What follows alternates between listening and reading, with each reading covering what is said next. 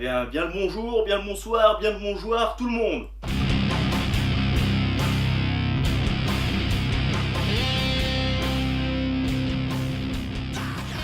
Aujourd'hui je vous parle de Amazing Grace. Alors vous voyez ça? C'est la nouvelle collection de chez Glénat Qui s'appelle Grindhouse Stories. Ça vous fait penser à rien, non? Ceux qui connaissent mon amour pour le label 119, c'est exactement pareil. Enfin exactement. C'est pas 3 histoires, mais en gros, leur label Grindhouse Stories, Oui, du coup, rien que pour ça, j'ai mis du grind en musique. c'est une collection où ils font des one-shots. Enfin, un one-shot. Lui, ça va pas être un one-shot parce que lui, ça va être en 3 tomes. Ça parle de cette fille qui s'appelle Grace. Et ça va être, là c'est son enfance, après ça va être son adolescence, et ça va être sa vie d'adulte après. Si j'ai bien compris ce que j'ai lu à la fin dans l'interview qu'il y a de l'auteur et du dessinateur. Et en gros, là, Sur cette collection, ça va être des histoires de série B, série Z et compagnie. un peu comme fait le label 619. Sauf que, enfin je sais pas, vous voyez les deux, je suis désolé, il y a énormément de ressemblances. Et rien que pour le logo là, qui est là aussi, l'écriture. Enfin, je sais pas, au bout d'un moment, je veux bien qu'il y ait de l'inspiration, mais là ça fait plus plagiat qu'inspiration, parce que Doggy Bags, du label 79, c'est surtout sur Doggy Bags que ça copie, j'ai l'impression. Parce que là c'est la moitié du plagiat. C'est pas seulement une histoire sur un... Enfin, quoique si, le one shot c'est ça. Mais les Doggy Bags normaux, c'est pas juste une histoire, c'est 3 histoires, mais sur un tome normal.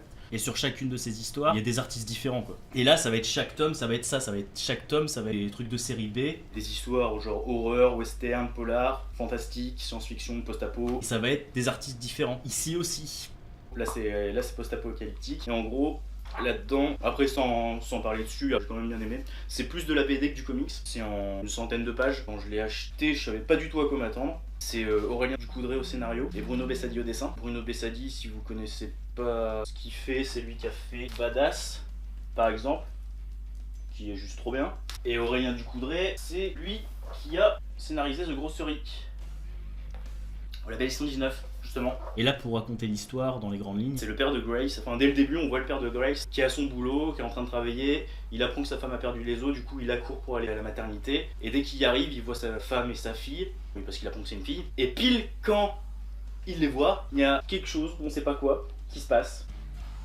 Une explosion. Et voilà ce qui advient de la ville et de tout. Et du coup, en gros, on sait pas si c'est une explosion nucléaire ou des trucs comme ça. Et on s'en fout, et on le saura sûrement pas dans le reste de l'histoire, dans le futur. Et en gros, le cours de toute l'histoire. ça se passe 8 ans après.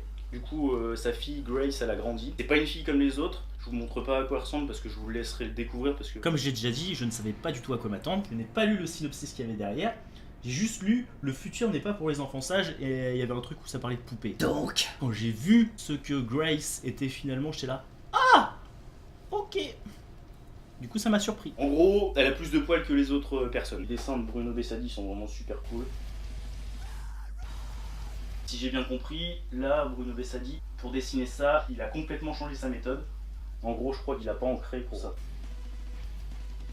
Ah oui, les couleurs sont de Fabien Alquier. En gros, là-dedans, on voit comment le père et la fille font pour survivre dans ce monde post-apocalyptique où ce qui est sa fille est une sorte de personne rejetée de la société maintenant. Sa fille va finir par se faire une super copine qui est plus ou moins comme elle. Son père lui a inculqué une règle qui est on ne tue pas à part pour se nourrir.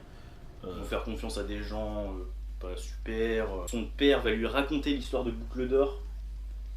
Et elle, à la fin, elle refait l'histoire. En gros, ça c'est elle, c'est l'histoire que elle a fait de Boucle d'Or, sauf que là, elle s'appelle Boucle Brune et c'est avec sa fin à elle. Voilà quelques trucs de ce qui se passe dans cette centaine de pages qu'il y a là-dedans. J'ai hâte de voir ce que Tu vas donner le reste. j'ai bien aimé quand même. Je pensais que ça allait être juste un one shot d'ailleurs. Et non, au final, ça va être en 3 tomes ça. C'est quand même pas mal, même si je comprends pas pourquoi Glénat a fait une nouvelle collection exprès pour ça, alors qu'ils avaient déjà la collection Flesh and Bones, qui est exactement pareil. C'est juste du souple, c'est pas le même format. Là c'est du noir et blanc, là c'est en couleur, mais c'est exactement pareil, c'est des trucs de série B, Z. Mais je sais pas, vous auriez pu faire évoluer la collection Flesh and Bones pour ressembler à ça, au lieu de faire complètement une nouvelle collection qui ressemble énormément à celle du label 119 avec leur Doggy Bags. Enfin, je sais pas, c'est complètement chelou alors que vous aviez, comme je l'ai dit, vous aviez déjà une putain de collection sur ça quoi. C'est sympa, hein, mais ça fait énormément copier quoi. Après, à part ça, j'ai quand même bien aimé et j'ai hâte de voir le reste des histoires que vous allez faire là-dessus. Mais voilà quoi. La première fois que j'ai vu ça, j'étais là. Quoi? Ils se foutent de la gueule du monde?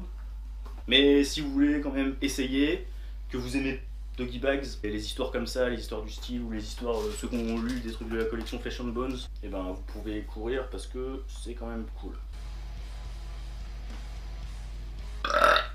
Au revoir, n'oublie pas le pouce, abonne-toi, mate ce qu'on a fait avant, puis bah, c'était la muchos. Conceal the truth